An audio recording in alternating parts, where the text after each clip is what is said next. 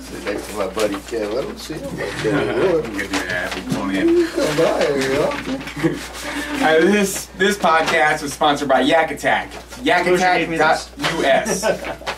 Hold on a second, Rick. All the way from Florida to here.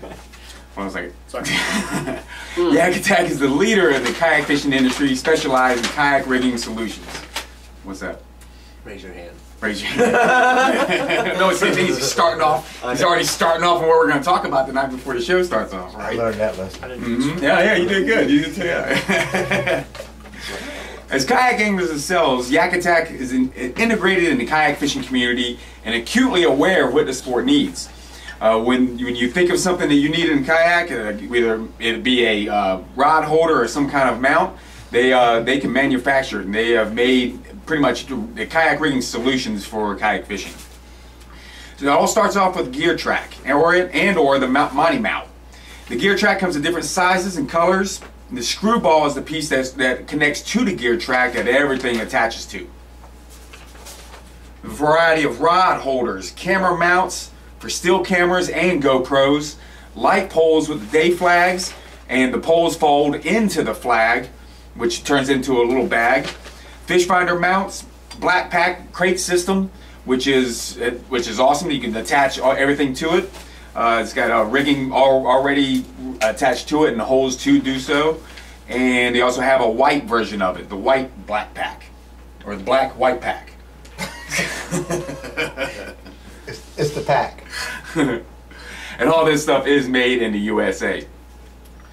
This month's feature is the Zuka 2 rod holder.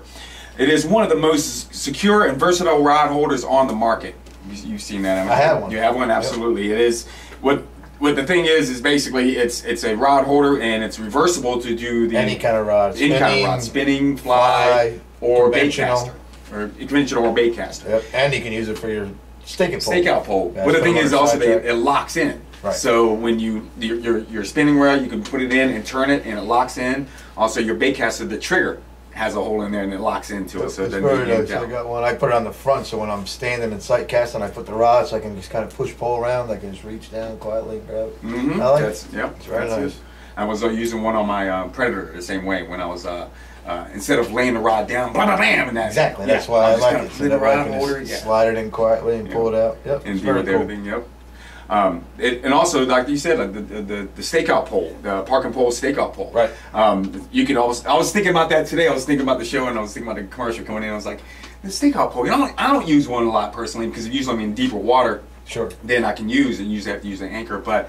You could, if I was thinking about, you could maybe like rubber band it on there, or somehow tie it on there, and then all you have to do is just loosen up the ball, pull it up, so you're almost like a manual park pole, like power pole. We won't go any further about what Rick and I are talking about, but yes, but the only thing about that to me is I just get worried sometimes it's not easily to get rid of if you need to pull it and get gone. Yeah. Now I'm not knocking the product or any application for it, but like no, I'm just saying my way. I got what you're saying. I know exactly what you're saying. Idea. Right. Well, that's what talking about shoving it in the tube kind of worries me. There's times out there where either you got to fish and you got to go, or there's a big wake or something. Oh, yeah. You know. So instead of being able to break it free, stingrays. Dude, we'll talk about them because I am over them son of a. Yeah.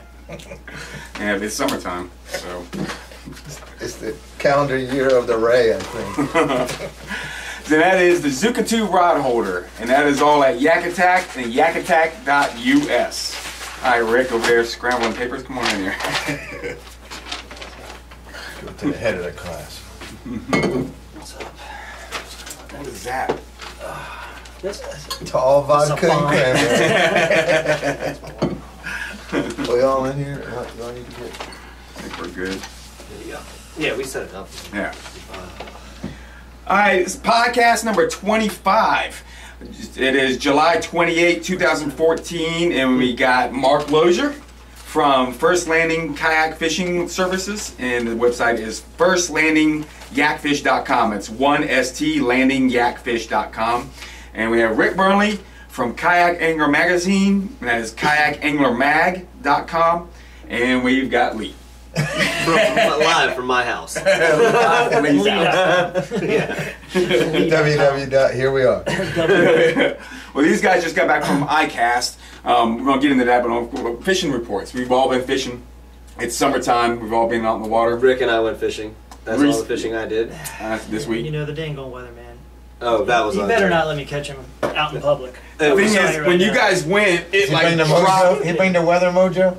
Well, luckily, it's like the last 2 times, you know, it's like you go to bed, it's like 5 knots, and then you wake up in the morning and like the trees are bending over sideways. Yeah, I told Kevin to look at it. It blew 15 knots all day on Friday when we fished. I looked at the first island when I got home, and it was over 15 knots all day long. There's nothing you can do. And then by the time y'all got over it, got beat to death and got over it, that's when the wind went. Oh, it died to nothing. It dropped off in the afternoon. Like 2 o'clock. I came home and walked on the beach and it was dead. Yeah, girlfriend stuff to do, so it wasn't like. But we were over by the time. Yeah. Whatever. We started at 5:30 in the morning, so. Yeah. Yeah. Yeah. So you got just beat pretty much all day because. Yeah, we just had to hide. I was soaking wet before 6 o'clock. Yeah, that's true. But then you were dry by 6:05. Right. I said it's okay. You're going to drive fast. Right, It was blowing 20. Right. So anyway, yeah, but you know, that's just the way that it is in the summertime. You know, it's actually kind of tough fishing doldrums. You know, lots of wind all the time and unpredictable forecasts. And shoot. You know, tornadoes, pop-up storms that weren't even on the list to be raining at, or wind that comes in from nowhere. That's the worst part, is you don't even know. But we did catch fish. We haven't had those pop-ups yet. We haven't had those like the afternoon thunderstorm kind of thing? Where they really just form like right over the bay. Like no, we have tornadoes now instead. Right. Tornado for tornadoes. That's it. That one that hit the Eastern Shore wasn't even supposed to be anything that morning. That's right. There wasn't supposed to be nothing that morning on the Eastern Shore. That whole front was supposed to come in that low, like at 3 o'clock and after. And like I saw it getting black out that way. I was like, man, that's pretty ugly.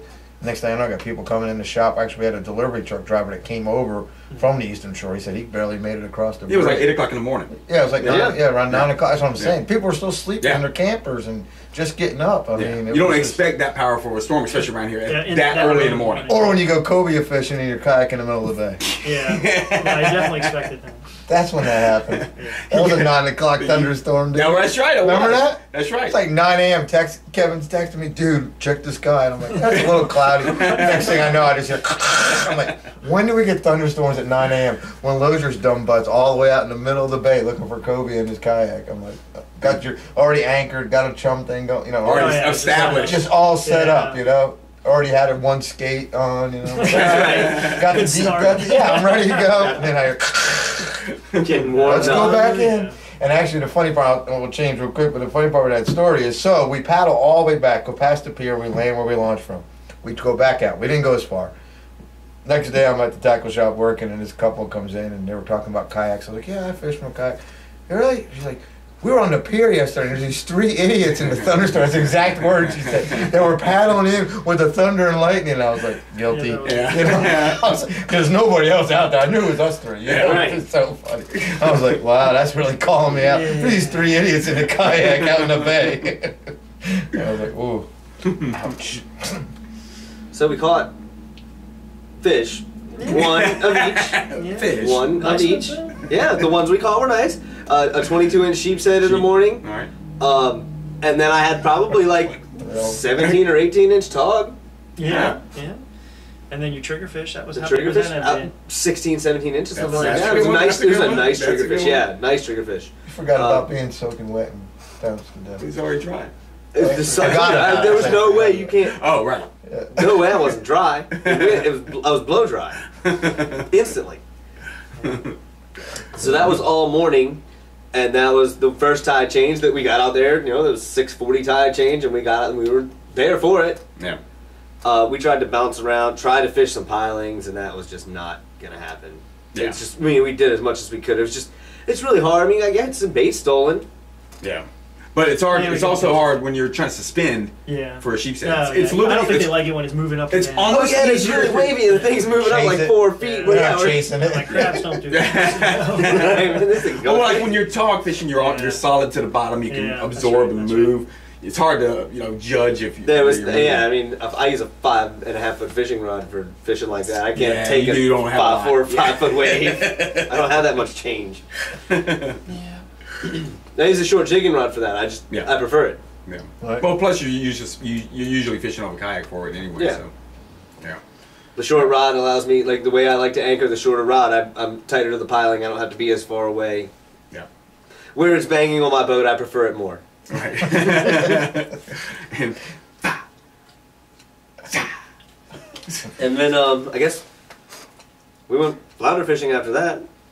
Did a little Fish flounder flounder? fishing. Caught a flounder, nice flounder. Caught a flounder. Rick caught a flounder. Yeah. It was a really nice one though. so yeah, you were successful on your targets. 24 inches, and this thing was like Yeah. 2 inches thick. I mean, it was. 24 inches. Round. Yeah, it was. Big old plate. Big old He plate. thought. He thought we had the bottom. Yeah, usually Yeah. they're kind of like footballish, but this thing was like a Yeah. cake or something. Yeah. Yeah, it was like really wide, you know, and of course it had all of its fin flared out and everything, so it's like super like plate Doormat. big. Yeah. Yeah. Anyway, yeah, that's just the Rick's way it's brand new small fish net, been. Yeah. so you can't blame it on the net. We caught everything we fished for. Got a long handle, just whoop. That's right. They're like still fighting here, just like whoop. Come on They're in. done. They're done. What do you got? Fair. 12-foot full handle, full skimmer handle on it. He's getting them for boats over. He's getting them for the other boat. Hey, over there, you want me to get your fish? Take it out.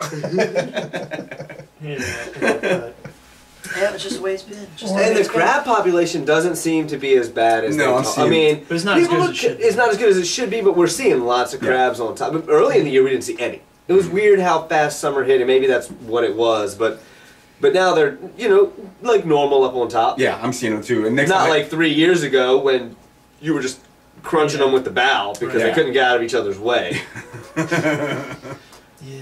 Yeah, definitely not as good. I tell you what I've been doing is fishing in my backyard a little bit more. I never really fished back there that much. I live right on the Lynnhaven, and so, but pretty far up. But you got to do high Wolf Snap. tide, pretty much. No, I can go out of there at low tide, but yeah, high tide's better, cleaner, smell, not as stinky. Mud. Yeah, but anyway, no, I get out of there at low tide, but yeah, kind of exploring back there. I've never really fished back there that much. I usually just go back there and paddle, usually in the wintertime, but I haven't caught anything, but I mean, I fished back there before and caught them in the fall. But this summertime, I'm not sure. Yeah. I should probably get up with you to figure out what I need to do. Well, back I'm even in the backwaters over here. Well, lately, it's been muddy water, but it's there's so much bait back there. There's so much menhaden. There's so much. thing. There's just so much stuff. Compete, huh? Yeah, you're like trying to there's throw tons of somebody bait a back there. cake Yeah. at Golden Corral. There's Yeah. already enough food. I mean, that's a problem. Right. They're still in there. I see them. I mean, I don't go back as far as you typically this time of year because you get more water change over and it's a little cooler Right. water, so Yeah. it's going to stay warmer. That's the other problem. You got the summer heat problem, Right. and no matter what, and those shallows fish are like people. When it gets hot, they don't do. So the evening bite or the early morning bite's probably nighttime bite better for the reds and inside Lynnhaven. But like Kevin said, there is so. I mean, you just watch massive peanut bunker going across the top, mullet jumping. It's just like crabs floating by. And The other day I was at the What- jetty. I mean, you got to make your whatever it is presentation, especially if you're using artificials. Maybe if you're just soaking some kind of bait and hoping that they come by. But like the other day, I watched them. I threw everything. I finally went back to old school gold spoon. That's the only fish I caught. Gold spoon, because all that flash, all that peanut bunker going through there. So I just threw out a 3/8 ounce. 3/8 gold spoon. I know where you can One find a gold fish. spoon. I had one that size. fish. You've had one fish? I got one fish, But 25-inch worked. red, but that was it. But that's why I was using the spinny deal the other day, just because the spinnerbait, yeah. there was so many. And the thing is there was like a month ago there was larger menhaden in there, and now That's those all are those little gone. peanut bunkers. Now it's the perfect Yeah, size little- reds. right, exactly, Yeah, just- the perfect size ones. Yeah, Yep. yeah. It's hard to compete with that. Yeah, So the other that's day the at the thing, jetty, the wind was blowing just right, so they'd blown a bunch of grass up against there, and the giant mullet, like the 2-3 pounders, yeah. are just like skimming the first couple times I saw them. I'm like standing up freaking out. I'm like, wait, no, those are mullet. I know, because They've got their fins out. they move like reds. Yeah, they Yeah. put a wake. I mean, they'll push a wake. Yeah. It's not like a ripple like bait. It's a And that wake. was it was a few weeks ago because it was the day Mike caught his, and it was I kept seeing that and I was just freaking out. You know? And It was cool. you look up and you go, red, and you go, striper? No, mullet. Yeah. Well, and you finally get to the head and it's It's kind of eyes are already looking at you.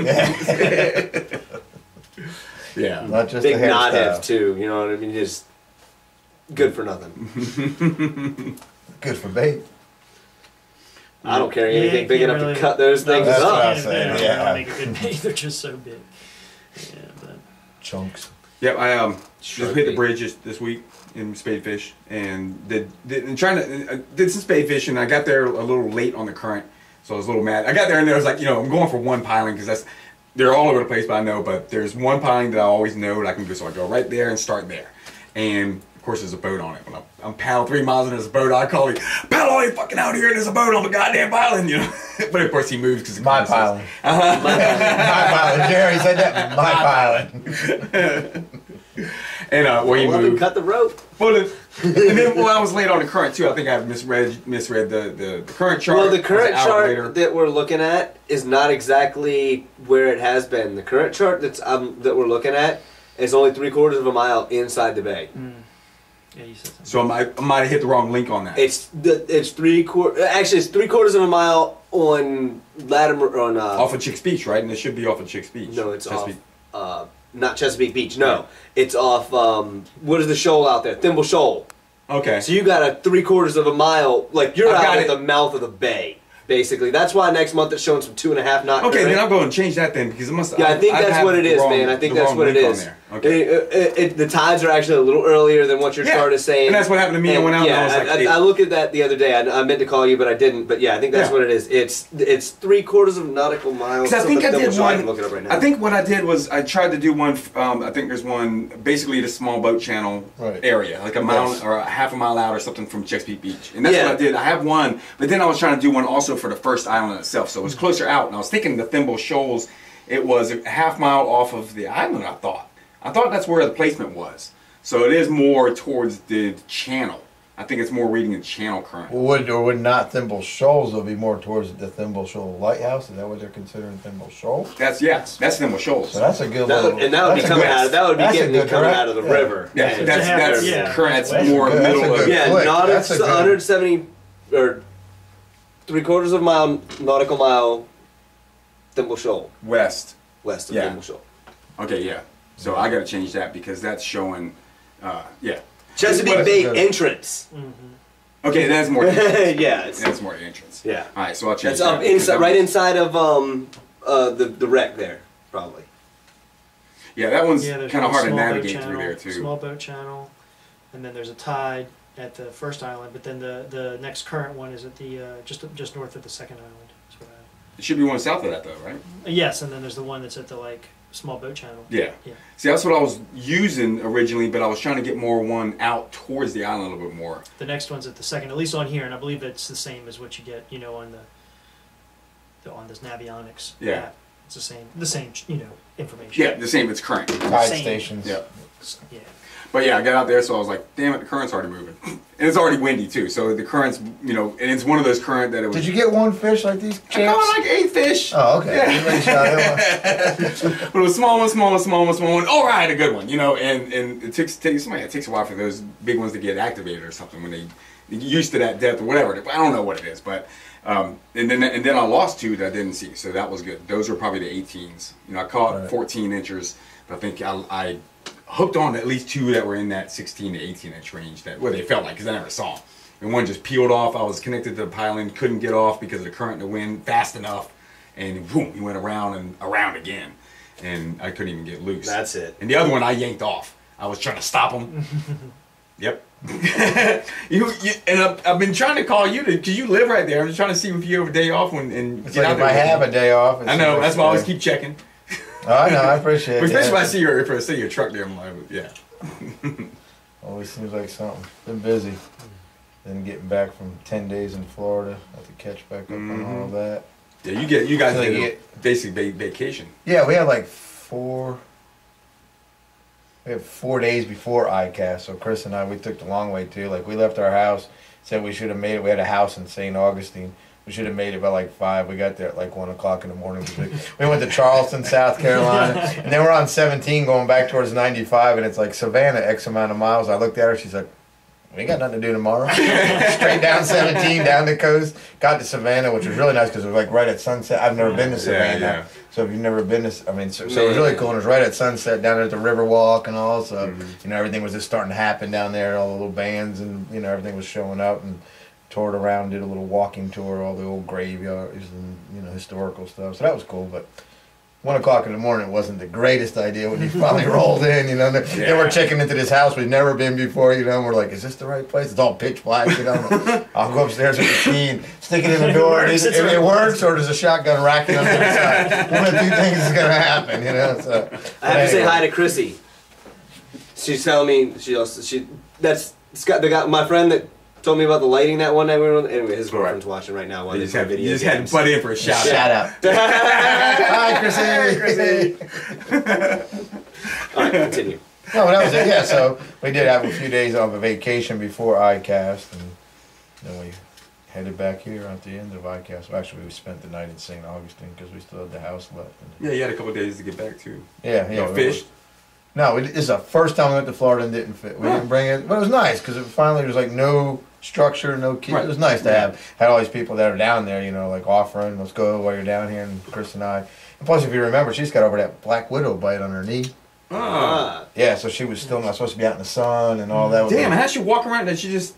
She was fine. Yeah, she was good, but yeah, she was, I mean... That's on your feet? Yeah, she was, I mean, she's a trooper. She stood her ran all day, and, you know, but it was hurting her, she said, but it was, I don't know how many days, almost a week after it, but they, you know, it was X amount of days because you get these, like, super antibiotics. You're not supposed to be in the sun, I guess, and all that antibiotics in the sun. I've had that, that'll fry you. Right, exactly. Yeah, you never had that? Oh, yeah. Yeah, I don't know either. Like, they gave me something for a cold one time in the winter, and I went hog fishing the next day. I came home, and my whole, like, face was just, like, it was terrible, like, blistered. Yeah. Crazy. Yeah. So that was the thing too. They told her not to, you know, be out in the sun long. So like we went to the beach in the morning before it really got hot and heavy. You know, then we got off the beach and went to whatever. So followed doctor's orders and didn't want to make sure, and especially with knowing that we were going to be on our feet for 12 hours a day at Icast or whatever for the whole thing.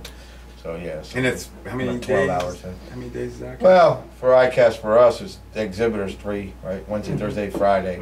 It starts earlier in the week for media, and they have all kind of other things that go on, but. Exactly, because we were there as exhibitors for Astro, so we were there Wednesday, Thursday, Friday. Wednesday, 3 Thursday, days. Friday. Got there Tuesday, and then started on Wednesday. Yeah. It's funny. Did you see Larry Dahlberg's status about Icast? Mm-mm. He was like, he wishes he had more time to walk around and talk to more people or whatever. He said that the one thing he did notice is kayak fishing is huge. He wrote that. That's cool. That was Larry Dahlberg's status after Icast. He was like, kayak fishing is huge. Yeah, I saw him go like whoop like that one time, and last year you couldn't get near the guy, dude. He had like a freaking just crowd of people around him the whole time. So I'm sure this year he was like, you know. That's kind of what I geeked out the most about at Icast for me was all the seeing people. those people. Yeah. I mean, like Chris and I had the opportunity to like get a picture with Flip Powell. I was like, who did not watch Walker K? You know, growing up. You know what I'm saying? It's like, and just to be like, hey, how's it going? I talked to the guy, a rep from TFO, and he's like, yeah, come over and talk to Flip. You know, and it's just, this guy gets not that I didn't think Paparama. Yeah, not that I didn't think that they weren't nice people, but just to have that, like, just walk up. I mean, I knew, that's fishing, you know, that's cool. That's what I'm saying. It was just so cool. Like I said, I geeked out on that more than I did some shiny rod and reel thing. I was just like, you know, I was walking by, and I don't know how many, Andy Mills was in a booth, and I was like, holy, you know who Andy Mills is? You know, I was like, there's Andy Mills, and you know, it was just really cool, you know. Chris got to meet a couple of, you know, just her Dave Mercer thing, throw me under the bus that I don't use Shimano, you know, this that kind of stuff. Rick. Everything. Rick got threatened by, who was it? I was standing in line at the new product showcase to get something, you know, like some snacks, and there were like 2 crackers on the plate. And I hear this voice behind me, he's like, touch those crackers and I'll kill you, boy. I turn around, it's Bill Dance. Oh, that was the funny thing. So Jimmy Houston's booth was right behind ours. Yeah. And I had that Jimmy Houston laugh like all day. Oh. You know, it was just like, oh. All right, Jimmy, it's funny. We got it, you know. And then I saw today was his 70th birthday. So I was like, yeah, if he can still cackle like that, then I guess let him have it. Damn right? right, You know? that's right. Damn right. 70 years old and still doing his thing. Roland Martin running around that place anywhere? Yeah, his son was there. Whoa, son. Yeah. And, you know, it's a big deal. They almost name it if they're a sponsored or something kind of guy. They're there. I mean, I mean, A, they have to be, and B, it's just why would you not be? You know what I mean? But you can name it anybody in that level and designers, and that was the only other thing for me that was kind of weird. So being there as an exhibitor. But I was also there kind of looking at stuff for the tackle shop, obviously. Sure. I was like this badge that says exhibitor. So when I'd walk in the booth, they'd just be like, they start putting stuff away. Yeah, right. 'Cause they don't know what my product That's is, so right. am I there That's eyeing right, it? yeah. Like, how can I make this better? You know. Yeah, that's so I'd right. have to. A couple times there was things I was interested in for the store or whatnot, and I'd be like, "Hi, my name's Mark Lozier." I have to introduce myself, and I work for a tackle shop. Yeah. Not only am I here repping a PFD company anyway, so don't worry, we're good. You know, I'm not going to reinvent your wheel. But it was, I mean, right down to the point, like he said. I mean, Yep. they would literally just kind of. Take stuff out of your I hand. mean, it'd be, yeah, because it says Orders exhibitors. millions of dollars. Yeah, worth of- I understand it, but I mean, Ideas and research, there's stuff there that And it's until that early day stuff, too. nobody saw. Yeah, Right, that's it's true. early There's stuff. stuff that like nobody will get even for months. So you still have time to do something if you whatever the Knock case it may off. be. And the Got time to save up for your barge. right. Titanic. Your big 5 Gs. You can start saving. New kayaks. Yeah. I always thought I knew it that, was. that booth was right next to ours. I saw it. I dubbed it the Titanic always. What were the literally- eyeballs as they went by? What was the expressions when the people would look at it? Yeah, well, that's the other thing about the show, and I'm sure Rick can elaborate more because I didn't get to walk around and interview people, obviously, like he did. But there's such a diverse crowd there, so you still get. Because it is open to public, right? No, not at all. At all. No, it's At all. vendors like tackle shop owners, media, and Exhibitors. That's That's it. What That's it. about I mean, you can OR? get in there though, Same thing. Same thing. OR, OR is the same same thing. thing, and that's in a couple of weeks. but there's nothing for sale there either. So Right, being, right, so right, being in right. public, it You're not wouldn't allowed to really give do stuff anything. away, really. Right. Well, oh, that's yeah. I mean, that's kind of like they do the same thing at the new car shows, except they are Yeah. trying Right. to sell the cars off the lots in a couple of months. But They're What do you call it? selling Same to thing. people who are going to sell to you something. Right. So Right. you can get amped up. There's Right, people right, walking right. around with like tags that say like Amazon and like Bass Right. Pro, and they walk into your booth and you could be making you'd be selling millions of lots. Right. Right. Like And you- containers full of yeah, whatever. yeah, yeah. you They know. only buy Yeah. containers. Yeah, that's kind of right. the cool thing. Like I was there the first year I was there. There was this little thing that it was like imagine like a plastic wallet kind of thing. You opened it up and it had these little pegs inside of it, and you could take your say sabiki rig or whatever, put the loop on one of the pegs, and then wrap it around. It was a way to keep your leaders, right? And it was like this little thing. And these guys like they just showed up there with the simplest thing you could ever imagine, but like. Walmart bought their stuff, Dick's bought their stuff, Sports, everybody bought their stuff because they were looking for things to put like on the register that people buy, Impulse.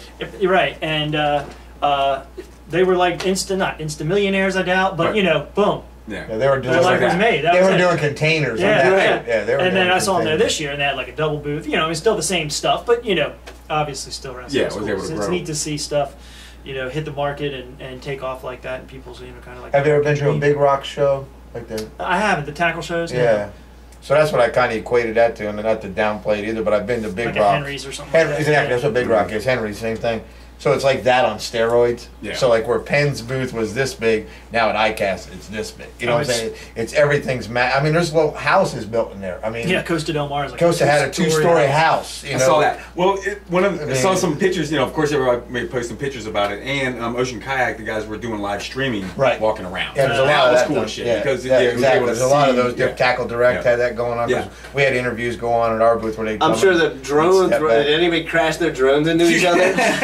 No, but Everybody sending their drones up. Anybody run into each other? speaking of drones, of how big this place is and how big the show is, the people that work for it get around on segways. You see Yeah, them? that's They're- right. That's how. This place is huge. Like Chris and I went out to the loading dock to go outside, and it was just like you just look. And it's Okay, just, well, give me a This goes dimension. on. How many is it? 100 yards? I mean, a football field. I mean, it's hard to describe. It would probably be It's a 2 or huge 3. It's a convention huge center. convention Oh, center. yeah. like 2 or 3 of the pavilions that we have down there. I mean, you're talking about like the booths that Penn had at a show like that is probably like as big as this room in the garage. God, yeah, that's hard And to the say how garage. big. You know what I mean? Right, Like, right. Bigger It's a than walk that. around. It's They bigger walk than it's that. even bigger. Like There's it's gotta be big, the whole floors. bottom floor of this house. I'm saying these cats rode around on Schwan, segways to go across the building if they had to do something. They didn't walk. They were just like. That's I awesome. mean, that's how big it. I mean, That it's was good. They had 11,000 people there the first day. That's just people coming like exhibitors and yeah, I mean, not not public. exhibitors, Medias. media and buyers. So Right. yeah, not public. But How many media days were you buyers. there? I got in Tuesday and went to the new product showcase, which is where like all the companies have whatever they got new. Your media day, basically. And then the media goes in, right, and votes on what they think is the best, and then that becomes the best of show or best new boat or best whatever. Okay, so and media then- votes on that. Mm-hmm. And I think I don't know if it's just the media votes on that or if there's buyers, and I think it's just the media. No, But it is anyways, just media. Yeah. Yeah. And then Because so that was Tuesday. usually that's like right at the beginning of the I guess Wednesday or Thursday. It was Wednesday, Thursday, and Friday, right? That's when the show is The show open, is. right. So like that day he's talking about like I could. Well, that's the show is like we found out what that was by Wednesday night or Thursday or something. Right, so they have a big dinner thing that goes on for that. So if you have your stuff, not dinner, but they have a big announcement thing. Because actually, I was standing in a booth for one of the products that got something. I forget which one, and they brought them over a little envelope, like so they knew because you have all your product in, so they had to know that. Be prepared because you're getting ready to get this trophy or whatever. So I think that was like 4 to 7 on Tuesday or something. Because like we couldn't even go in. I mean, we could have went in to work on tweak our booth, but we weren't even supposed to be in. Because that's the other thing. They don't want people getting a chance because there's nobody standing with that product to tell you what makes it. Right. They don't want you tweak. You know what I'm saying? Getting to the media guy like, really, you really ought to check this out. You know what I'm saying? So that's why we're not allowed in there. It's his job as their job as the media to go in and figure out is this really that good? Look at it and do their thing on it. And they had, I want to say, no, I'm gonna be wrong, but probably like 6 or 8, probably 8 paddle boat, things in the new media showplace. Between stand-up paddle boards and then the kayaks that were in there too. It's just a huge presence there. They had security in front of it. We couldn't even get in there. Yeah. Like even after they had went and done their thing, they still had security. Well, that's it's like because of the beer. That's the good thing about that. Every day at 4 o'clock. Every day at 4 o'clock. Yeah. The tabs come out. I did see that. There's bands set up all over, and I have to say I felt bad for my boys at Native because they had this band that set up every day, and it was the same guy doing that calypso and that. But the same day, I'd walk over to Woody, excuse me, on the final day, he's just like, so like every other band was different. Like one day there was like a Cajun band, and there was like a country. My man's got mariachi every day. But they had the calypso dude with the steel drum thing just every day. I was just like, hey Woody, he's like, don't even. All right, don't want to say nothing else. Yeah, it was pretty cool. I guess we didn't talk about the party and everybody else had to drink beer. So. Well, whenever I do shows, it's the snacks. Well, people talking about drinking beer. There's not a lot of snacks. They did. Shimano had a good one that one night. Were you there when Shimano did theirs? They had shrimp and they went all out. Yeah, Shimano. So you know why those reels cost so much. They got to pay for the kegs. They had to pay for the shrimp, and they're tied in with Costa and all that. They had all those guys. So they were right there. But he said there was a 2-story thing, and they were like slinging T-shirts out into the crowd, and they make it pretty cool. They make it a lot of fun. But you figure everybody's on their feet all day buying, and that's the other thing is they're trying to make it so you're not miserable because that's the main goal of it is to get those people in there that are buyers to sit down because you have bookings. So like for anybody out there that's buying for any tackle shop or whatever, you book an appointment so you have 1 o'clock until to be at the whatever booth, and then that's when you sit down with those people and they take you and you've never been to Big Rock. Same thing. They have a book with all the stuff in there they provide. Well, exactly. Yep. And, and you get and you get percentages off if you buy now. X amount of volume you get off now. If you book now, you get early release. Like so, just not to throw, but I have like the first shipment of Z-Man's coming because I got my order in. I have the new Daiwa ones. Like we're some of the first shops that have that because I did them there at the show. Right. So you get the first. So that's why these people are in there. Like, hey, I want. Nobody else from the tackle shop was like invited. Like your Ocean's East isn't big enough to be like. Oh, you can be. We could. Yeah. Yeah. It doesn't matter the volume. Yeah. There's. You can have a tackle shop. You just have to be a retailer, right? You said it. And you got to pay whatever the cost is. There's no cost to get your pass for a buyer. Oh, okay. I didn't know that. I don't know. I think there is for the media, but I could be wrong. Yeah, I don't think there is for a buyer. It's kind of. Yeah. I don't believe so. Why would they charge the buyers to get right. I mean, these people really want you to come see their product. But you have to. You fill out a whole paperwork, with your business license, your whole. Right. Oh yeah. You got to be legit. You can't be a guy that sets up at the flea market and say that. Billy Ragwolski's got a tackle shop in the back of his car, but he doesn't count. On wheels. Yeah, he doesn't count. Rags tackle on wheels. Well, I can equate it to, I guess, the dealers conferences that we used to do. It was, basically Ocean Kayaks would show their new stuff before it would come out, and the shops would come and buy their, their new stuff early, get, discounts. That's what OR is like. OR is the same thing. Yeah, same thing with OR, Yeah. Yeah, if you thought there was a lot of kayaks that. But it's cool that kayak and even like Dahlberg is even saying something like how big kayak is. Well, I just couldn't believe how many times I'd be walking down the whatever and the aisle or whatever, and you'd be some unrelated booth with unrelated people in it, but you'd hear them talking about kayak fishing, like either they just got a kayak or something about kayak fishing. It was just everywhere. There was a buzz. I mean, every year we say that, but every year it gets more and more. Yeah, Daiwa, you know, big shout out to them. They had pictures like actually decorating the booth of kayak anglers with their stuff. You know, and then it's at this point it's integrated into fishing. Not completely Not yet? though. No, Even with that type of show. Yeah. Even with that type of showing, I guess, at a show like that. Well, you know, and I just actually did a piece on this and was thinking about it, you know, and it's like, does kayak fishing threaten some of these businesses in some ways? You know, because they're so boat-based or boat-focused. Not in that sense. Not in that sense. I wouldn't say like, you know, it was just like a thought, you know. But right. But it definitely seems like they're, you know, yeah. But is it as in it's so integrated into fishing world that even shops that wouldn't usually have a kayaking, you know, interests are now looking at Ocean just has a stuff. section. Right. Well, Ocean's is a little bit different. We are a big kayaking area around here. Yeah, but shops out in the middle of nowhere going, now have a section. Let's get some kayak rigging stuff. Well, I'm talking more about like, not the buyers, because I know that they're interested and they're buying stuff. I'm talking more about like other parts of the industry. Let's say like incorporating their products to rod work and reel with. manufacturer. You know, are they really like embracing kayak fishing? Or, you know, because like, remember when kayak fishing first came out, like some companies, some rod and reel manufacturers like put out like the kayak rod. You know, and it didn't go very far. Well, not that they're all terrible. They realize that I think kayak anglers don't want like special rod. You don't need. We don't need it. Right. And, you know, they say, oh, it's like, you know, a left-handed rod, or I don't know. You know, it's like some sort of. I don't need a 4-foot rod with a big thing on it that latched to my boat. That's what they were doing. It was like, sometimes they were doing that. So, you know how it is. Everybody was jumping in on it, and but still, you know. Yeah, it's gonna.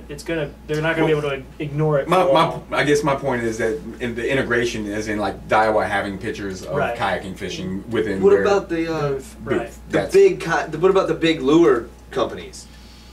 I mean, I know you guys, the small companies, Power Team Lures, they put a lot of focus on the kayak guys and even Egret Baits. But what about like Zoom and Yum and companies like that? Are they Yeah. You know, you seeing any influence there? What I'm saying, do you see kayak fishing in their advertising? Do you see? That's what I was asking. Message? Did you see? You know what I'm saying? Did you see it in their booths? Is what I was asking. Well, that's what I'm asking. Do you see it? You know, you don't really. No. And you don't really see it in the booths. I see what you're saying, Right. but you don't really see it. That's what I'm saying. So that, you know, I'd like to see some more of that. You know, not like every time a fishing booth is commercial like comes on, a bass boat or a double, you know, or a center console, which I know that's where the money is. Yeah. So see, that's well, what I'm that's not. That's where the money is. Like on that original purchase. But all that industries. But look at the people that spend the money on. I mean, there's some guys that carry 7 or 8 fishing rods out. Well, here's the thing. Kayak, So they're $4 or $5 setups. We've had this discussion at the tackle shop. So if you break it down, and a guy who owns a boat also that spends how much money a year on a boat, fuel, maintenance, blah blah blah, to the kayak angler. It's a little easier for me to go in a shop and say, you know what, I've never tried this lure, but I can buy 3 different ones. To where the guy that, you know, he's still got his allowance. Fill this thing up with fuel. He's got his allowance. So for them to reach to that kayak angler, so hey, he's got more money. Once you've made that kayak purchase, your only fee now is to drive to the ramp, really. I mean, you know what I'm saying? Yeah. So, and if I want a new reel, it's easier for me to buy it because I don't have to worry about the oil, the winterizing. I don't have to worry about the fuel. So my dollars or more that I can spend with tackle and extra gear or whatever I want to do, I can upgrade because I don't have to worry about the boat maintenance and all those issues. So I see, and I mean, Kevin, you worked, and I mean, I'm in a tackle shop, and you see a lot of guys, and that's just what I see. They're buying. Spend good money. What do you know about this lure? Well, I don't know. We just got to admit. Well, I'm buying. Exactly. Because they're driving right by. Nobody else has one yet? Give me the rack. Nobody's getting these. Yeah, exactly. You're right about that, and that's they don't put as much money into other parts of their hobby. As a boat angler does, or you know, whatever. And there's still some guys that make the same amount of money that could very well just go buy boats and stuff that do kayak fishing. And they have the money to spend on tackle. No, I don't think it's a. I'm not saying. I know you're not going there, but I mean, you've got those people, those guys too. And sure. And also, what Rick was saying. I mean, the only earlier, ones that are opposite are the offshore guys. And those dudes will just spend sick money on stuff. Right. Like when you see one of them come in the door, don't you? Yeah. There's no question. It's like there's no $300 black Bart thing hanging in the ceiling. I'll take one of those, dude. I'm just like, really? The guy walks in, he's like, just yo, go for a boat ride. Right there. And that's the worst part. Is they just go for a boat ride. They might cat, you know. It's just like, I want that, dude. Going for a boat ride. Every one of them owns a flying gaff, and literally probably one out of every 15 or 20 sport fishing yachts ever even pulls it out. Right. Oh, yeah. But you gotta have it if you need it. They've got it if you need it. Got one You don't dredge really- of every color combination Yeah. in it. Well, Like Rick was saying earlier about the advertising, every fishing commercial that you see that comes on, except for ones I have seen a kayak splash in a Dick's Sporting Goods commercial, but every fishing company you see, and even AFCO, all those commercials, whatever, that water splashing on the side of boats. Right. And people are pulling fish into boats. You know, so there's still that out there. Yeah, that does need. I mean, maybe some of these companies need to look at putting kayaks in those commercials. I think it would probably end up, it's going to, I think it's just heading that direction. Right, like It's I gonna said, end up I've seen being- Dick's Sporting Goods. But if you following think it, about it like in the big scheme of things, I can remember 11 years ago or whatever being at that Richmond show and people walking by and saying, "You fish out of these?" Right. You know what I'm saying? I mean, I remember. And you in don't the big hear scheme that of on the the water 11 years anymore. I ago missed was it. not that long ago Right. in the big. So like I said, I mean, Yeah, but literally, I would- people, this is you eight couldn't for get me. me in one of those things if you paid me, you know. And you fish out of that, you know. So, I mean, Yeah. it takes a while, and I don't see what I mean. Gosh, I don't know. You working at kayak? How many? You think about the amount of kayaks that go out of there? You probably didn't realize that until you started working. It's in a it. lot more than I thought. Sure, It's a lot more than I It's thought. growing every Yeah. day. Yeah. Yeah. So- every day. Sit Yeah. on tops or a lot of Yeah. recreational boats too. Just more sit on tops. More sit-on And people who want recreational boats are kind of like wanting the comfort of the sit on tops. Right. They You know? thought they wanted the recreational boat when they came in. They see the sit on No, top. they're both they're 50-50 Yeah. on that. We've done the sit insides, we've done the sit on tops, so feel more comfortable in the sit on tops, that Yeah. type of thing. When they're just in that recreation. Right. And of course, people will be like, I don't want a fishing kayak. Well, just don't put any rating on it. Right. Right. That's it. I was just Still a telling really you. nice piece of Round holder, equipment. That just Well, that's what's nice about boats now. They're Stakeholder. putting tracks on there so you can put one on. You know, Right, there's right, nothing. yeah. There's no angler packages as much as it used to be. Like Right. some guy in the factory drilled some holes and put a rod holder in it. You know, now you can rig it the way you want it to be. So, but now that's what we were talking about. Like, well, that's the way. I said, well, that's kind of what the market gears to that boat to, but doesn't mean you got to use it for a fishing boat. Just because the advertisements, because that's.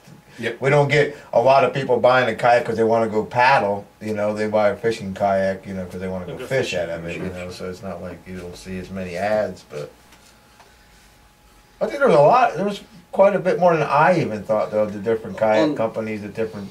Well, some of them weren't there that have been there, but yeah, in general, and that's Yeah, kind of unusual. Jack- Johnson, Jackson Hobie. wasn't.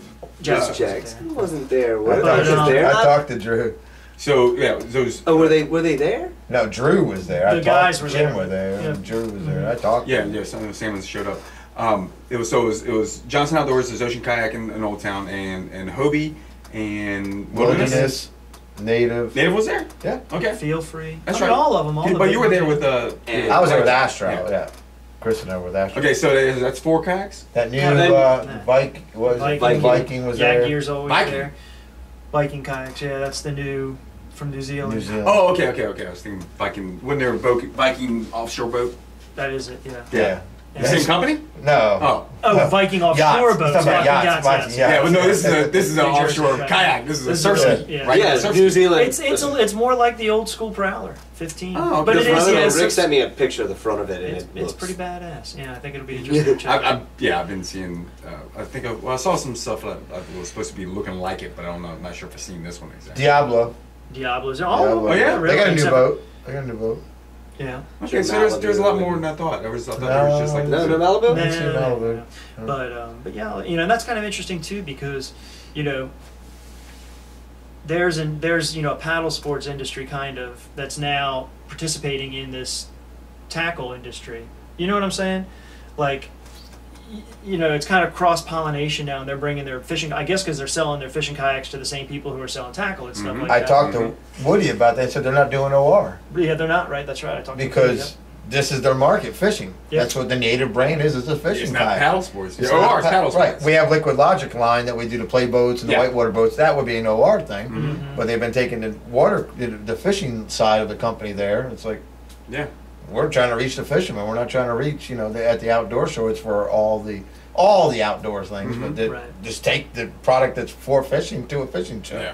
So and then plus you got to think of the expenses. Now you're taking 2 lines of a company, Liquid Logic and Native, to a show. That's more gear, more stuff. Yeah. Now you slim down to get to the show. Less booth, less money. So no, it's like it's fishing. So I mean Yeah. that's where else to unveil the the new Predator, but as a fishing. I mean, that's absolutely. It's not made for somebody who wants to go. I'm going to go from Ocean View to wherever. I'm going out to the Cape Henry and come back. No, that's You're ready to break out.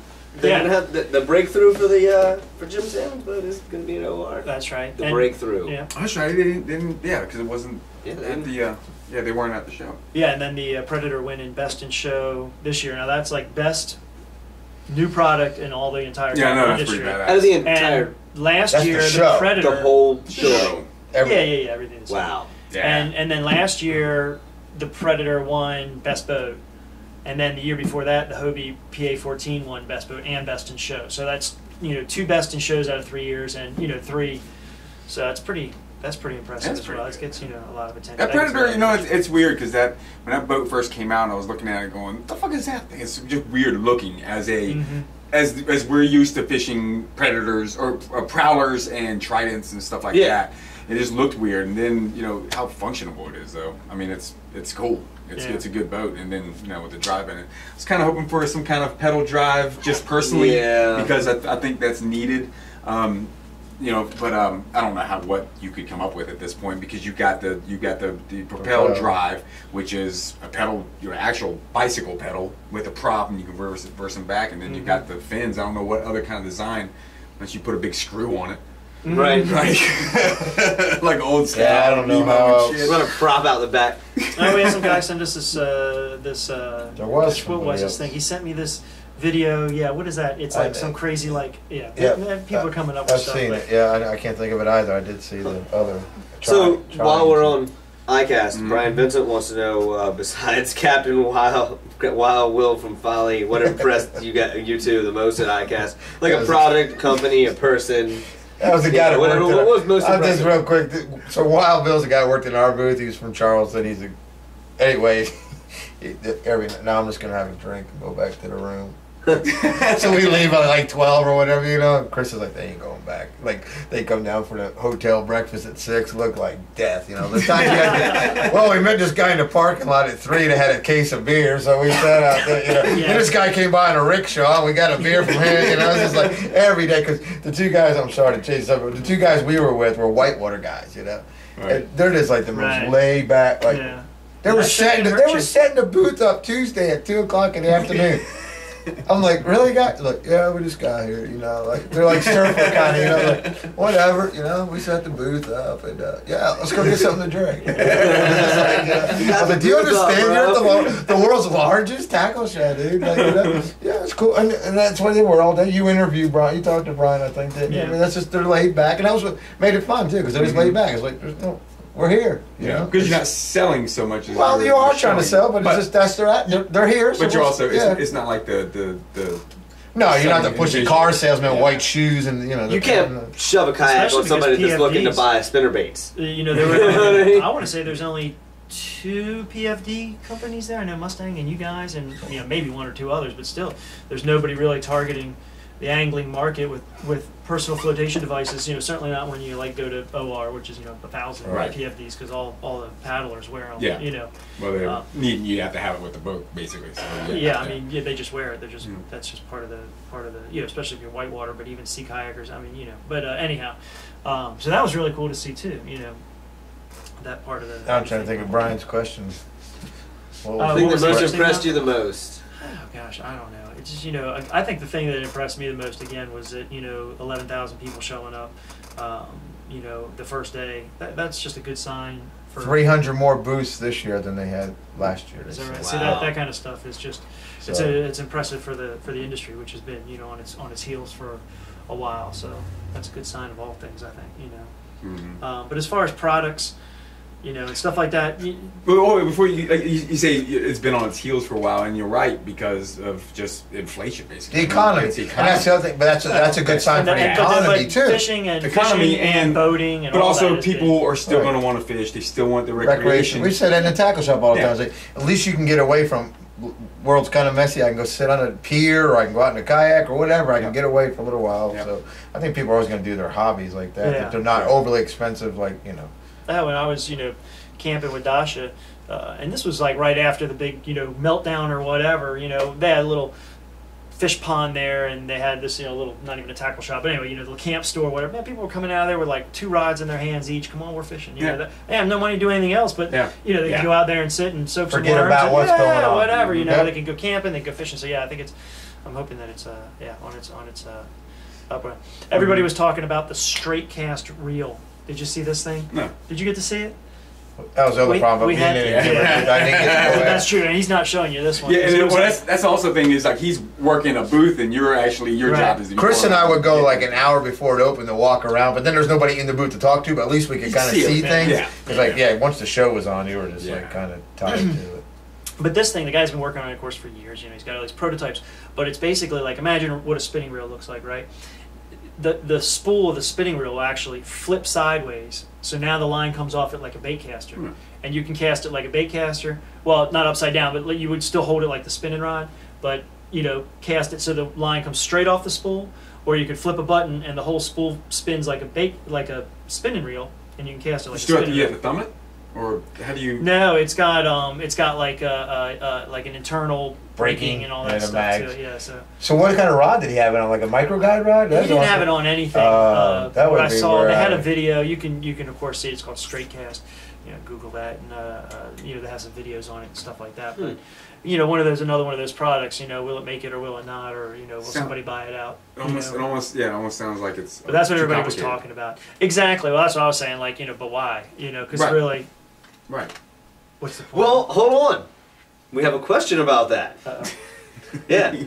This guy wants to know, he's having real bad luck with casting a bait caster from the kayak with bird nests and such. Can I just use a spinning, or is bait casting just really better for all situations? Well, first off, you need the straight cast reel. Because now you're hooked up. Problem solved.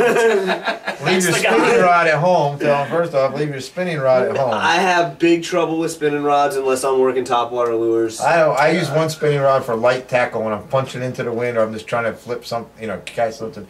But I'm just saying, if you're trying to get better with this bait caster, just like anything other than leave the other thing that you're good with at home, because you're going to make one cast, you're going to have a professional overrun. It's not a bird's nest. But you're going to have that, and you're going to put that down. You go back to what you're saying with fly fishing. If you want to learn how to fly fish, don't take because you're going to get frustrated. Put it down. You're going to take yourself out in the water. You're going to make yourself learn, or whatever. But if you just, bait casters aren't for every application. That's the other thing. He's having casting into the wind. Too light. You're trying to flip it under docks from a low position in the kayak. It can be hard. It'd be hard, but it's got to be done. And the thing is, I can go a step further than that. Practice before you even go out. Well, practice at home before you even go out. Yeah. I tell some people in the shop all the time, there are directions that come with the book. Not saying that that's whomever's problem, but there's directions about setting your brakes and setting. People just think, I got line on. I always used to set the when I got a new reel. I always used to set the reel tensioner brake on the side, so that when the lure or whatever I was casting hit the floor, the spool stopped spinning. Right. I would even go as a beginner further than that and tighten it down.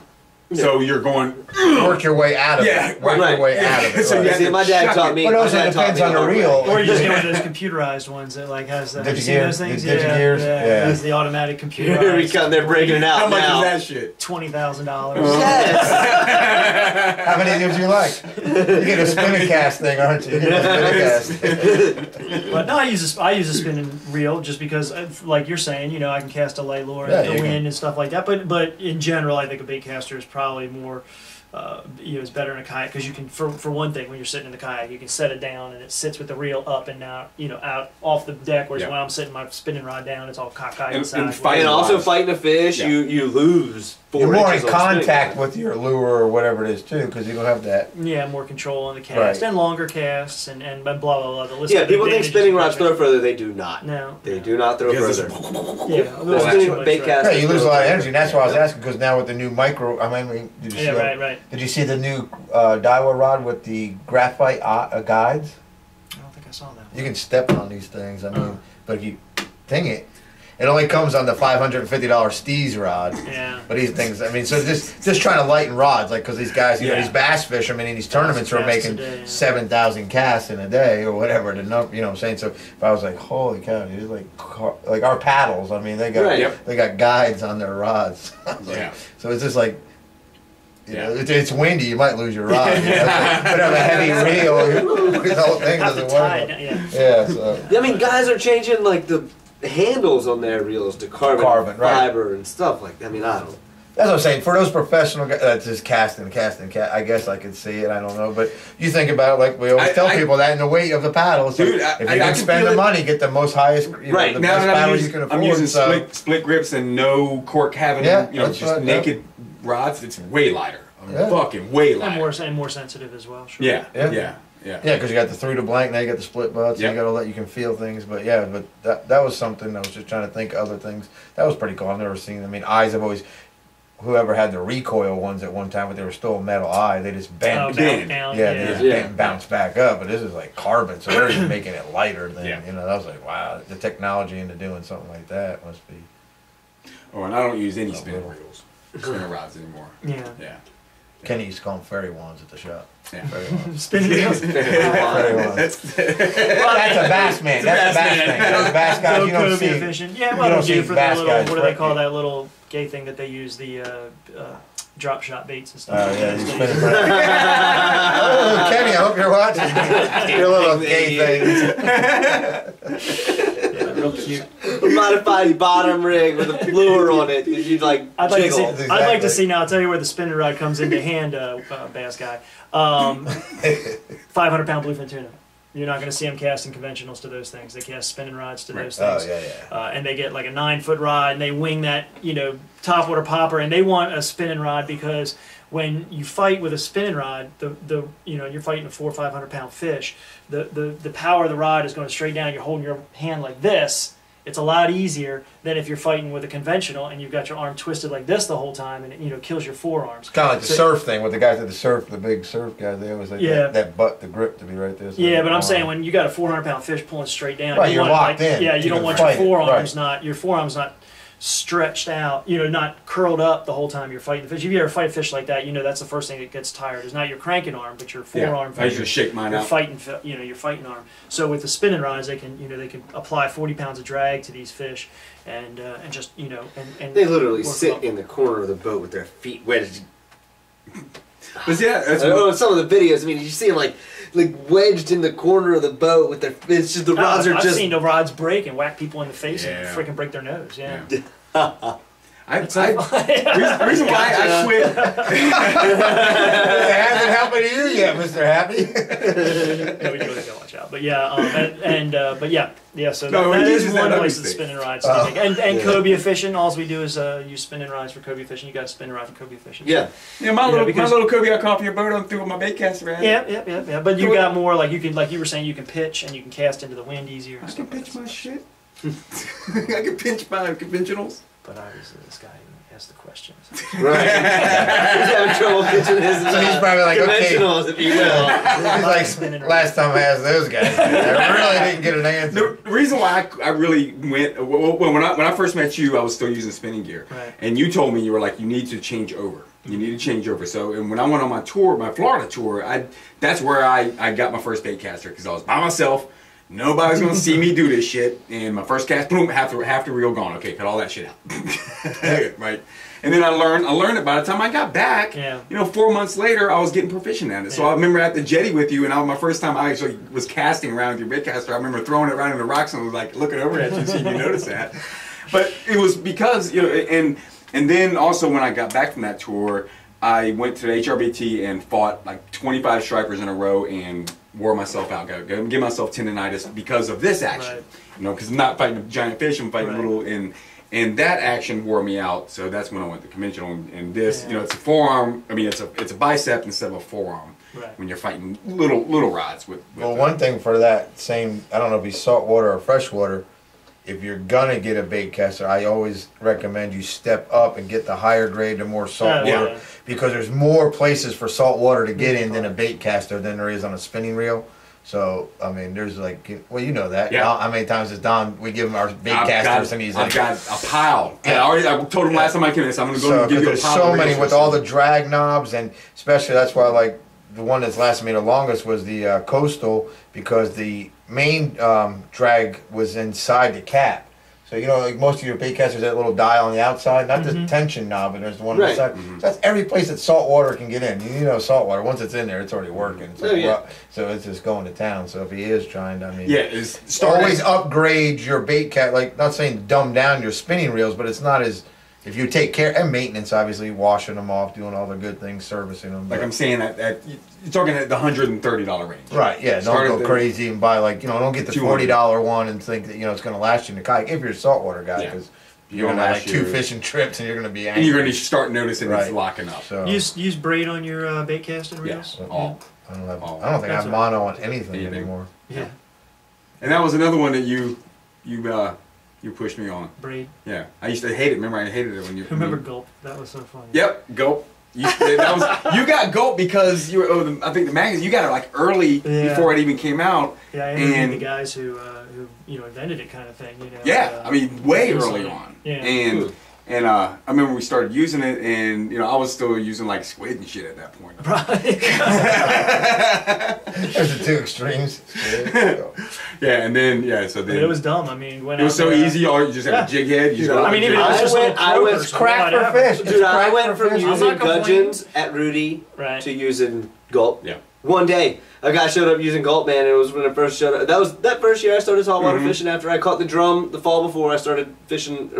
So this guy caught was just catching the hell out of them, and I'm like, "What are you using?" I finally see it. I'm like, "All right." Yep. Go buy me some jig heads. Now I'm hooked up. It's funny you said it because I just got back, it was a couple of weeks ago, and had a pretty good red drum day in Linneab, and I got back and the guy's like, how'd you do? And I said, I don't know, I caught 6 or whatever. And he said, Gulp or cut bait? I was just like, those are the 2 things. And I was like, neither. I looked at, he's like, he's kind of looked at, it was just so funny because that's what Gulp's like the thing. I mean, did you snag them? Yeah, it was so funny. I was like, well, neither was just, at this point, they're pretty sure you cast netted them. Yeah, exactly. I got this pan back there. I pick up 6, I put them back down, I come back in. It was just funny. I just the way he said it to me. Gulp or cut bait? That's right. Ingle cooler. Yeah, that's what they do when you get beers. Oh, yeah, but it had cold beers in it every day at 4 o'clock. That's right. Been in the truck since the ride back. Johnson Outdoors is that one. Yeah. Yep. What else was there? I was thinking about, do we answer Brian's question good enough? I don't know. Baitcasters? No, new and interesting things. New and interesting Oh, things. yeah. It's kind of hard for me. Yeah. I will have to say, even though I use them, but that Z-Man, that Pop Shad, that was pretty cool. They got a lot of cool things they're doing with their products. Yeah, they were like the, you might have seen these before, the, I'm going to say it wrong, is it Livingston? That does the bait ball? Mm-hmm. No, Live Target. Live Target. Yearling. Yeah, the yearling bait Yeah, ball. like those things, those live target lures, they look really cool. Yeah, it's Did like you see the shrimps? 5 little... No.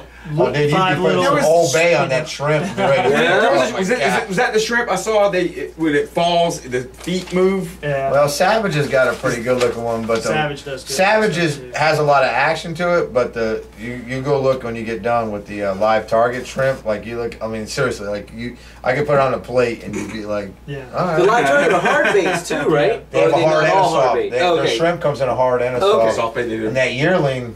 It was pretty cool. I didn't get to play with it. I saw it, but I didn't get to. So it's like a whole encapsulated baits inside of that. It looks like imagine just a regular any kind of like plug, like a rattle trap, right? Like a hard lure, right. Crankbait or something like that. But instead of being like one fish, it's actually got like a bunch of little shiners like painted inside. I saw that. Together, so it looks like a whole school. Yeah, that's what that things look really disgusting. Everything Live Target does. Everything Live Target is. Yeah, so the shrimp is not like that though. The shrimp is a different style. The shrimp lure, like everybody else, is not. Okay, but it's not like a hard bait that looks like several shrimp. No. Okay. It's just a shrimp. Like I said, they have a soft one, and then they have one that's hard, kind of like your. Like Uzuri has a hard shrimp out there. Yeah. It's way off. But do you use those soft mirror dines? The soft. They had some new ones of those. The new, I've seen that they've got the new stuff coming out. They have a new one that comes out. It's got like the tadpole tail. Yeah. Or whatever. It's probably not new, but the one that looks like it's got the tadpole tail. That thing looks, that's the. Yeah. You ever use those? Because I just use regular mirror lures, but those things, I mean, they feel good. Well, that's the thing. That's all they use in the hot in the river, and I had that this spring with the reds, like because of the Paul Brown, the way it sinks and it's kind of soft.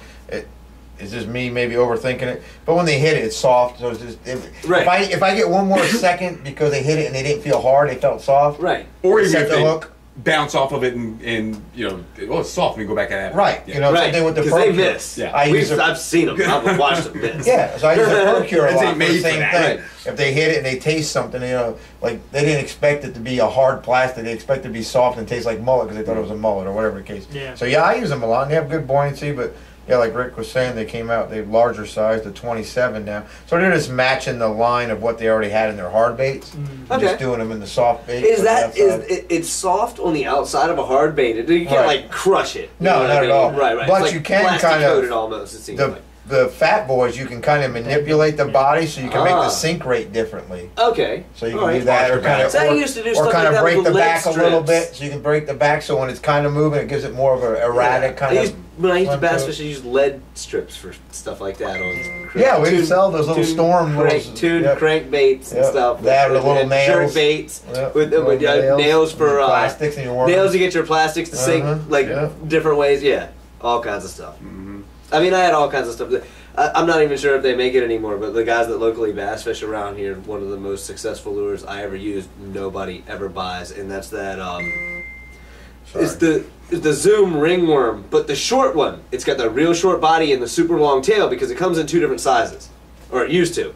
That thing was like caught every bass in every pond around this place. Bass. Bass. They never seen that Kenny got to before. say about that. Nobody bought them. Yeah, he's on vacation. Man. Oh, yeah. He's That's in all Smith man. Mountain Lake. He's in Oh, Smith yeah. Mountain Lake. I'll tell you another Matt cool liked thing my too. Matt liked my comment, so I wonder if he's watching.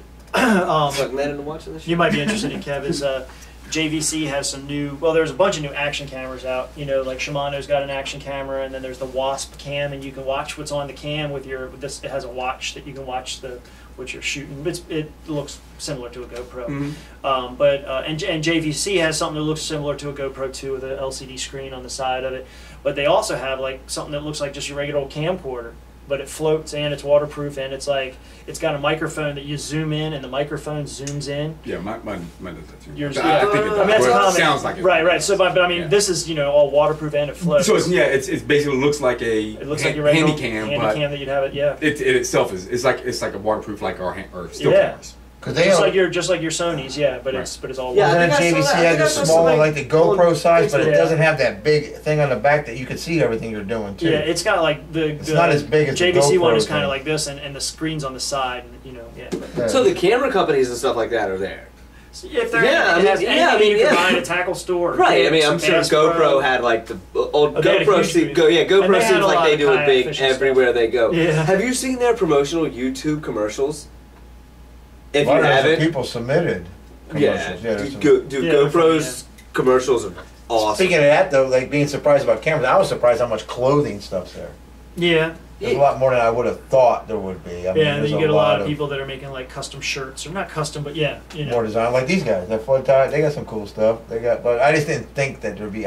In my mind, I was going there thinking it was just going to be all tack. You know what I'm saying? Well, I mean, Yeah, tackle- no, I mean, look that- at tackle- Ocean Look at how tackle. Ocean East half or a third of it is clothing. yeah, I know. companies but like just AFCO, Icast, I just that would be more like a clothing. rod you know and what I'm saying? reel I don't know, it parts. just seemed- and and make clothes now. they make clothes. You know what I mean? Sell a Even lot a more company shirts like than they sell. AFCO, so, You know, they've plates. been making fishing rod Oh, yeah. parts forever, and they sell all kinds of tackle and everything.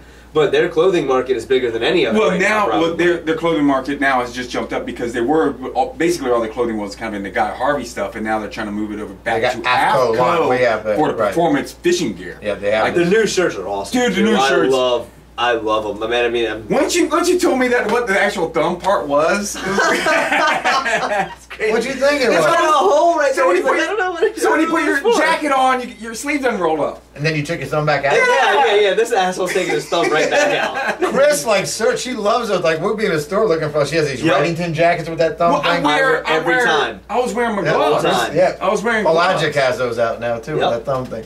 So you would put your coat on, then you take. And they put my gloves back on. They put my sun gloves back on. Yeah. Yeah. And it's just like microwaving fish bites. Yeah, that was. I saw that last night. I don't know what you were thinking. There, you bumped your head on something. Man. Why did They were damp, and I couldn't. I put them in the sun. blow dryer even something? I put them in the sun. Microwave It wasn't working. It goes from the That's not inside just out. big- I was curious to see what they were going to do. How did it you work found out? out. Shit stunk so. I mean, it was just microwave bloodworms. I mean, basically, that's what microwave a bag of bloodworms, and that's what it smelled The like. guys at work one time, a few years ago. Took 2 hamburger patties and put them in the microwave for 10 minutes. Oh, dude, we couldn't get the smell. It took us the whole shift to get the smell out of the office.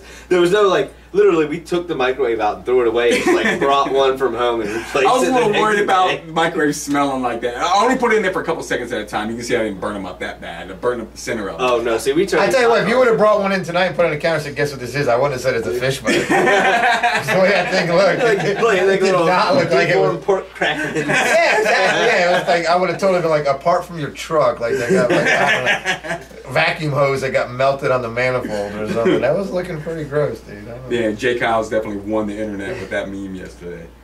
You see, look at my Facebook. Oh, is that where that started from? Yeah. Yeah, Jake Hiles put that on it. Yeah, Oh, because that it was like full retard? Yeah. Microwave bloodworm, you went full retard. I thought he put that, and then I looked at it and I thought you put it up there. No, dude, oh Jesus No, Christ. He put that there and he said, Kevin making some spot crack. And then he would put that, and that's why on my profile pic, I use that as my profile. I put, here's where it started and put the link to it because that shit's funny. That guy had plenty of stories the other day. You've seen that movie, haven't you? Talking about movies. You've seen Tropic Thunder, haven't you? Yeah. Okay. As long as you've seen that one. You that can Hulk see Star Hogan? Wars. No, Tropic Thunder, you haven't seen that? Robert Downey Jr. is the best actor of all fucking time. Where did that come from? He is. You gotta see that movie. He's a dude playing the dude disguised. That's another dude. Dude. I don't break character until the DVD commentary. Oh, they're making a movie. That's right. It's the They best. make a It's movie the in the best, jungle, man. yeah. I didn't think it was. That's right. First time I saw that, Okay. I was like, okay, this is gonna be funny, and then I was like, oh shit, and you forget that's him. You forget that's him halfway through the movie. His eyes and everything. I mean, he's acting like an old black dude from the '70s. It's crazy. Maybe Kevin will do a thing from like Cannes Film Festival. We'll do Icast. He gets it all worked out on some movie stuff. Man, you got all excited there. Oh, I love that movie, man. That's why it was so funny when you put that up there. It was just like, oh, this is perfect, man. He just killed it. So what show is bigger for what you? I mean, I guess obviously for Kayak Angler. I guess probably Kayak Angler or Saltwater Sportsman. Icast is a bigger show than OR for you for what you do. I mean, OR of course will be big because you'll see all the new kayaks, but that's really all the kayaks and paddles and that's all you're gonna see. You're not gonna see the tackle there. Right. Yeah, no, yeah. OR is much more chill. It's more days. It's Salt Lake City. You know, it's Did you see that anchor thing behind our no, booth? we'll talk about that in a second. Okay. Oh, I thought about it earlier when we were talking about the stick. The one we were talking about the other day. Yeah. The power pole. No, not the power okay. pole. No, something else. Basically, you're there covering for a multitude of magazines. Well, no, just for Kayak Angler. Oh, so you didn't go there as No, well, the other magazines aren't going to be interested really in Icast, and then when we go to OR, the editors of the other magazines. What about go as Saltwater well. Sportsman and all that Oh, stuff? so no, they got their own people there. Well, it's Florida. Right. Because that's Yeah, Florida. Well, editor. and they also as a regional. I'm just a editor, freelancer for them. Yeah. I'm a regional Right. editor, so. Right. But yeah, no, John Brownlee's there. Then again, George Glenn Papa Law, Rama. George. Yeah, you're right.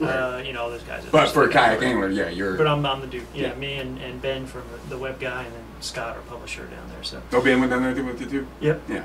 And but yeah. Scott was down there too? Huh? Scott was down there too? Yep. Yeah, he Dude, comes and they go around. 6'8" or something? Yeah, when I first met him, I was like, damn. But Yeah. yeah, OR is a little bit more chill, just for me personally. You're right, because I'm not like running around like crazy. But all the boat manufacturers and some of the boat people that aren't at Icast are all at OR. So I guess to hit some of the other companies that make I guess fishing Ocean kayaks. Kayak will be. I mean, Johnson All the Outdoors same would be. guys will be, Be all there. Yeah. Yeah. Yeah, and they all Where have- is OR? and It's like Oregon or Wyoming or Confluence. something, isn't it? It's Salt Lake City, Utah, Oh, okay. and that's a pretty cool place. It's too. usually out west, right? Yeah, it's always there. It's always at Salt Lake. It's Well, it's I guess it's normally in Vegas. That's right. Yeah, but probably- now they move it around, yeah, don't they? every other year. Vegas. Well, is it? Oh, okay. Well, they said last I heard they're going to do this like 3 years in a row. Now maybe 3 in Orlando. in Yeah, Orlando. something like Nice. that. Nice. But, I think it's probably just where it's kind of something else besides for Vegas. I'm not saying that Vegas is bad, but I guess no, maybe. Vegas is bad. Well, it's probably hard to get Vegas everybody to is bad. show up to everything. All Right. right. Yeah, that's absentee Sure, it's hard enough. Yeah, exactly. It's like Yeah. I was I think really, let's take I was this really to going to buy a lot Orlando. of tackle, but all They're the like, money no, we went want to go to Miami. cinnamon No, at we're the going show. to Orlando. Just kind of ride some roller coasters. Right. But there's a lot of people there I talked to. Was it and their Orlando wife or and kids Tampa? were at, Where was it? Disney World. What's that? They Where was it? You know, Yeah, at the Walker pool. Show. Yeah, exactly. So they bring the family kind of vacation. But yeah, and OR's even bigger. It's like 3 times as big as Icast. But it's Every product is climbing 16 foot. Yeah, and paddling and camping and all the trailers and campers. Right, every product is 16 not that kind of, foot. not trailer camper, but like camping, like sleeping bags and tents and stuff like that. And then Oh, SUPs okay. have a huge, stand-up paddleboards have a huge, area that's just growing bigger and bigger. And Yeah, I still have to go catch a fish off one of those Little things. different vibe, I still have to have. I mean, it seems like Did you ride a any at the very demo? cool platform. I paddled around on ocean kayaks. No, did you but I ride any of the didn't- stand-ups? I paddled around on the the Nalu or whatever Okay. we had, but I almost stole little Drew's Yeah. little fishing boat, but everything was winding down right when I was had talked somebody into like let me throw it in the water. He had his rods and everything right behind you guys. Uh-huh. I think we're sitting there all day. I finally walked down there with somebody, but we were getting ready to wrap up. I was like, man, I should just take this thing and go catch a bass right across. I don't even really know him that well. But I mean, I would have just like, I was one time across the creek on his stand-up paddle. What's he gonna do?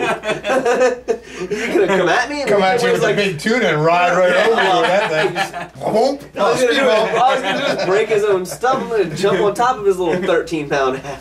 He weighs like 13 pounds. Yeah, he's Hey, already quick taller like- than at this point. quick Yeah, like he's like ninja. this. Yeah. He's a spider He is- monkey. That kid's Break out growing some like crazy. spider monkey. 2 on years you. ago, Yeah. he was like, now, I mean, like he is taller than me. And he's Hey, Drew. crazy. Yeah, I know you watch it too. So I watch it. Yeah. I used to fish with him when he was small enough to like sleep on the. He would sleep on the rocket launcher on the boat. Yeah. Like he would just lay on the rocket Jeez. launcher in his, Yeah. in his life jacket, and we were out striper fishing. So he used to fish with Stan Gold. He and his Yeah. dad used Yeah. to fish with Stan Gold and stuff like that. So we all fished together a lot back then. And he was like, yeah, they would. Yeah, man, I've noticed some That kid does big things. He Yeah. has got a hell of a future in front of him if he chooses fishing over education. Because I I hear hope he he's chooses super education. smart. He's Please choose super education. smart. True, choose education. Or, Yeah. or you'll end up on Become the show. George Paparazzi. So that reminds me of a thing that I just heard the other day with somebody that's lefty great. So what's the difference between an extra large pizza and a fishing guide? Extra large pizza can feed a family of 4. Right. Go to school. Yeah, I was just. I And the was kid just apparently is like extremely smart. Yeah. He was, I mean, he that's was well- extremely well in school. He and it That's- shows on the water. He pays that's- so much attention. I mean, that's if you my read point. his reports, it every detail. Just talking to him, the research that he's going into over the winter to be able to do the bass stuff and that he was doing in the spring. I mean, he Decided jumped he was into the bad at research something of it. and he wanted to do it, so that's just what he researched the entire winter and decided to do. Was Yeah. it jig fishing or something Yeah, like that? whatever style He was, wheel was yeah, jig yeah. fishing He or was something. not. He just like focused and read all winter, and then in the summer that's all he did. Right. Then he goes on his family vacation and there's like wearing out the bass in Disney World at the golf course. No, you gotta go to Hey, y'all Disney. go He's play like, golf. yeah. I'll whack these bass out of here. And I was like, He's like, oh, you know what? Save your 70, 80 bucks. I don't need to go to the park. I'm good right Tell here. Mickey I said, hey. Yeah, scary. Is that your list? Are we getting anything done on it? Oh no, those are just things that I had covered when I was there, so I didn't want to make. See what was. just What else is there? things. What else? Let's see. Some of the cameras we talked about. Oh, Daiwa. They had this magnetic oil there. Did you see that display? Well, yeah, We used to have it at the shop. Oh, It's yeah, been the same as- magnetic oil. That's been around. The mag shield's been around for a little while. Yeah, that but was pretty cool. They're starting to introduce Hours more entertainment reels. for me there at the shop. Yeah. Little magnet, little tube, and Little Earl. See, I like when I go into the auto parts store and they have a Spikes. Lucas oil I was display talking and you about get to that spin the stick thing. thing. I love that. I love it, dude. I sit there in the auto parts store forever and spin the Lucas oil thing. Are you the same cat at Best Buy that presses every damn button on everything when you walk by? No, man, I'm not a noisemaker.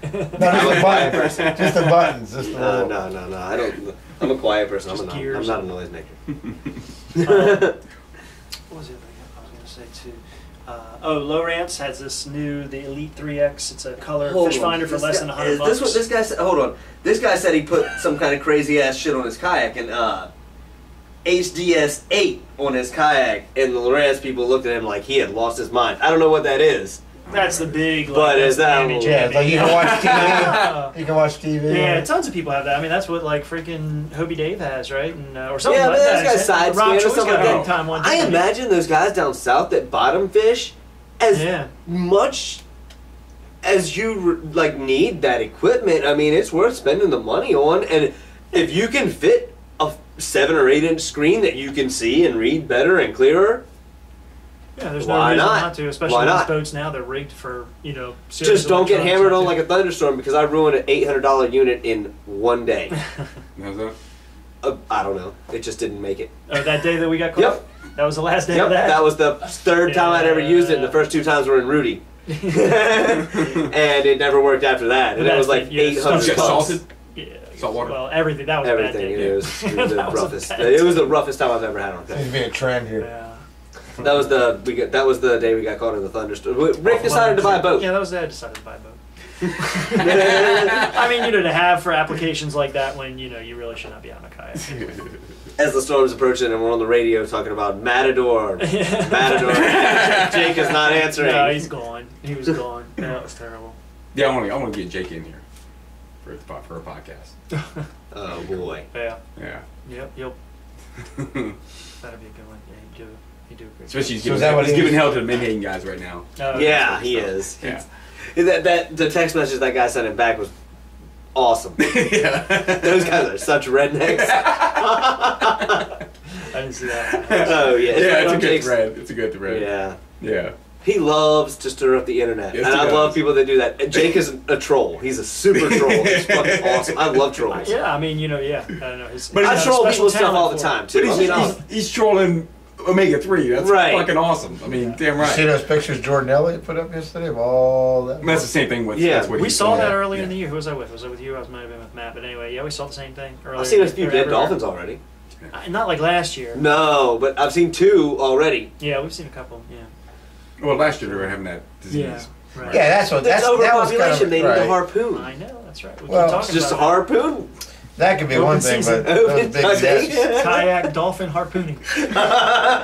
All I think about that was South Park. You don't watch South. None of you watch South Park. Fuck you, dolphin and whale.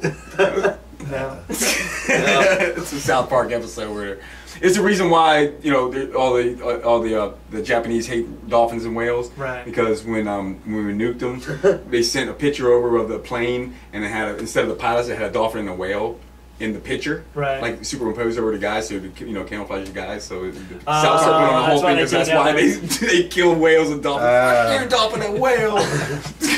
Also for like crazy wild guests No, they besides taste Jake. delicious. That's We've, why. they do taste delicious. They've got to. I'm trying to talk Kevin into like we got to find somebody that'll drive Pete Brigant out here this time of night because there's no way he ain't getting himself. But we got to get somebody that can get Pete Brigant out here this time of night, dude, and just let him talk. Does he live in Virginia Beach? Virginia Beach. Okay. I thought he was Eastern Shore.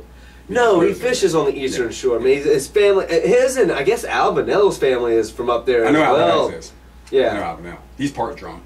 He's part drum? Yeah. His family's Like that was actually his family is from where the Yes, this tornado kind of went through, wasn't it? Yeah, I don't know if it has His anything uncle- related, but it seemed like 2 uncle's people the in his one- family State- passed Nah, away they the think day they just passed after. away. Yeah, I think they just passed away. Yeah, but it sounds like they were sick. I don't know if like the hospital lost It was power like his or something like stepmom, that. his cousin or something. Yeah. I But saw he that. made it sound like that it was that was Coincidence. what need was it was Yeah, time I for saw those that. things to happen. So whatever. But yeah, his uncle, right? Yeah. Uncle has the state record, State drum. Right. Yeah. Oh, Yeah. Yep. I knew that. huh. And his uncle is blind. There was a Right? guy. No, I did you believe- see the picture Chris put up today? I believe his uncle is blind, was out there drum fishing, fell out of his boat and died out there on drum fishing.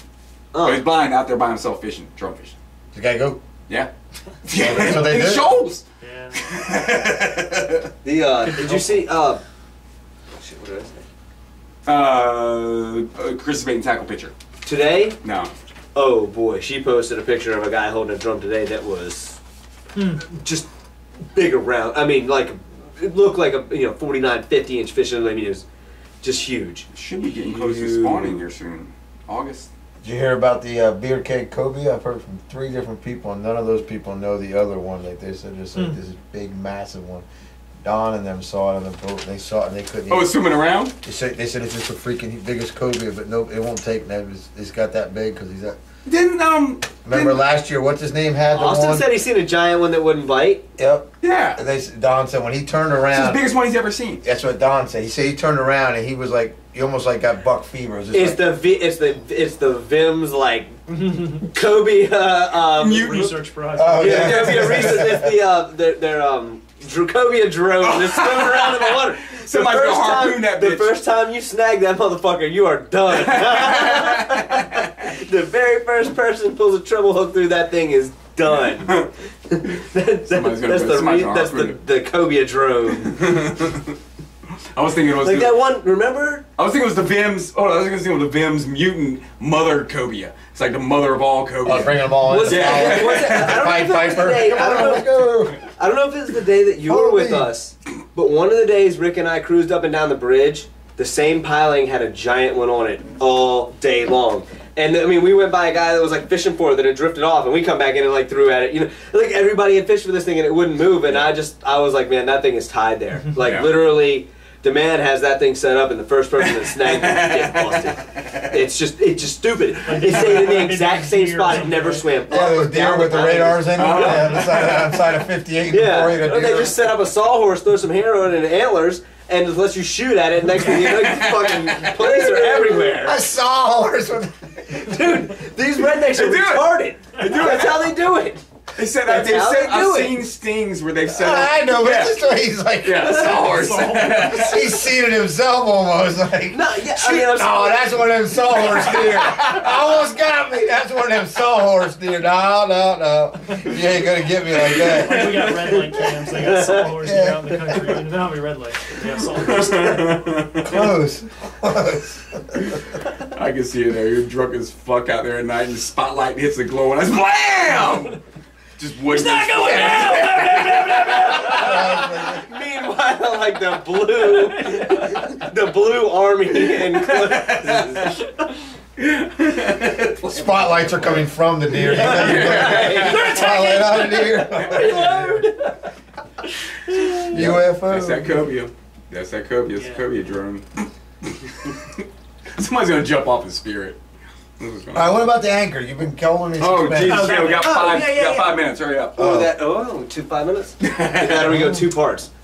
Real quick, it's this like pole, graphite pole, that is attached to the side of the kayak, and you swivel it down, and it's got like a star on the end of it, like a ski pole kind of thing on the end of it, and you swivel it down into the sand or whatever, and it is supposed to hold you there. It's kind of the same I think when I was brainstorming. Right, like if you imagine a fishing rod, it would be straight, like this pin, right? Yeah. It would be straight, and then you swivel it down, and it like bends like this, and the pressure, I guess, of the bend holding the star. No, it doesn't poke into the ground. So there's a point. That's what I was trying to ask the guys. Like, what's the point where there's not enough band or row? Well, then if the boat is flipping, if the wind's got you, it's just going to drag you. I mean, we drove. And the other thing is, it's got like, and I'm sure they're not watching us. So, but it's got like it's got a big plate that you got to put like. So you have to have track system on the boat, or you got to mount something. So it's got this big monstrosity of a flat metal plate that what Rick was saying, what pivots it is. So it's just like another thing for line to get caught. The whole like I'm going to lose my best fish ever because this thing. It seems to me like a power pole is better. Yeah, the micro pole. At least that's behind you. It goes up and down. Yeah. And I felt bad because I was like drilling the guy. I was like, well, how much angle? And like I said, what? He's like, oh, and he's giving me all this like scientific. I was like, nah, I fish, and that thing just.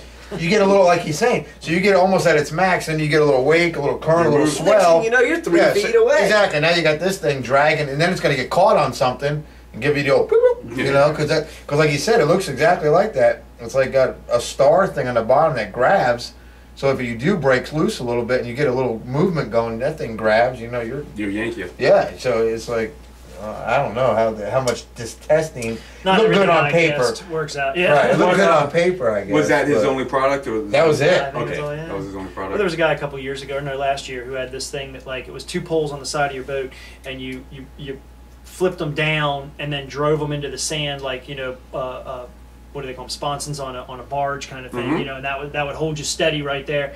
And they were aluminum and they were light enough, and I mean I guess it's basically a power pole.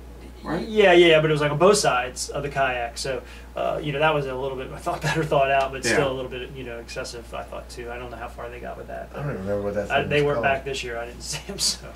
Just that simple stakeout pole or that power. If you want something power, the mini power pole mini or whatever. I mean, just Yeah, I mean, got totally. too. That thing, yeah. When he was literally right behind us because you have the, the old curtain divider. He was on the other side of the curtain. They're nice guys. Let me borrow power to charge my phone, but that thing was just. I just didn't see it. I don't know. Like you said, not everything works out. Yeah. That shows up there. I mean, it's a product. But that's the thing is, so I know is so you have to go on the ASA, which is a $500. So right there you have to pay $500, and then your booth size. So like our booth, I think Brian said was probably in the $500-600 range or something. So just so right then and there you're in $1,000 for it, and then whatever else you're obviously feeding yourself and hotel and all like that. So when you got a new product and you really, that's a good bite to go try it for one product. One product. That's tough. Yeah. So how many those you have to sell at your cost? Because it's cost. Because you're selling wholesale. Remember, you're not selling to the public. So you're selling just your margin, whatever it is. But you also are selling a bulk.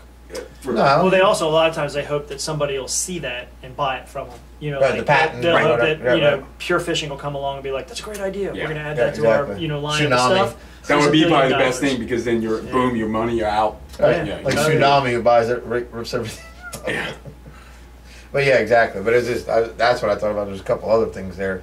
There was this real cool guy who's in the fly thing, and he had some nice clothing. He had just a couple other little things. It was him and his mom. They're from like Colorado, and it's his little company. So I mean, you got to give people credit for that too, because I mean they're coming to the biggest. That's the other thing. I think this is maybe the second or third year that they've combined the fly fishing with the actual Icast. So fly fishing have its own Icast, whatever it was called, and it was in Colorado.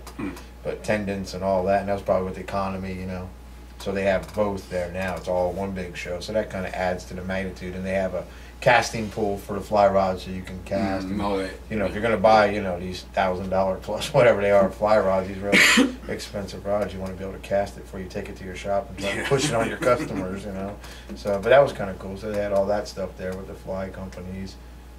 It wasn't really, I think the only boat wasn't in Hell's Bay. Some skiffs, and they had some big flats boats. No, more like 30-foot center console things, just some stuff like that. But that's mostly, I think, advertising. Right, there's advertising and rigged with accessory that show it. Because what's his name's boat was there.